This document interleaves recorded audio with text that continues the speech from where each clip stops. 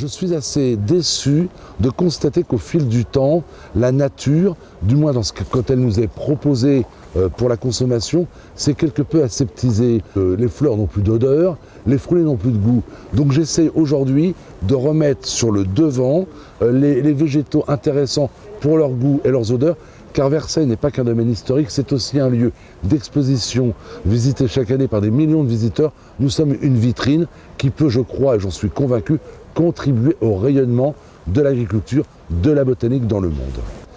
Aujourd'hui, il y a un danger qui menace la planète, qui est ce que l'on appelle la mondialisation. Et nous sommes dirigés aujourd'hui par des grainetiers, appelons ça ainsi, qui veulent nous imposer leur méthode de culture. Il y a des sociétés dans le monde qui se battent pour permettre justement de conserver le choix, déjà la liberté de choix, et ce que l'on appelle la biodiversité. La biodiversité, ce ne sont pas que des plantes qui sont apparues et des insectes de manière naturelle, c'est aussi des variétés qui ont été créées par les hommes au fil des siècles. Et il y a quantité de légumes ou de fruits qui ont connu leur succès les siècles passés et qui ont disparu tout simplement pour des raisons de mode.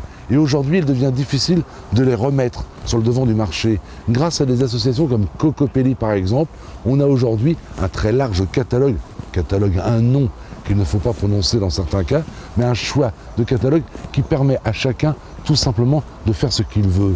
Je comparerais Cocopelli à un marchand de peinture. Est-ce qu'on trouverait normal aujourd'hui que les marchands de peinture pour artistes peintres nous obligent dans le choix des coloris? Eh bien non. Quand on est peintre, on a le droit de choisir la couleur que l'on veut. Si l'on veut des teintes bleues, rouges ou orangées, on fait son choix et on fait le mélange que l'on veut. Il est insupportable aujourd'hui de voir qu'une maison comme Cocopelli se voit interdire de commercialiser des graines qui finalement ont nourri des populations pendant des siècles. Donc je suis très attaché à Cocopelli et à toutes les entreprises qui sont aujourd'hui des défenseurs actifs de la nature, de la biodiversité, en un mot de la nature.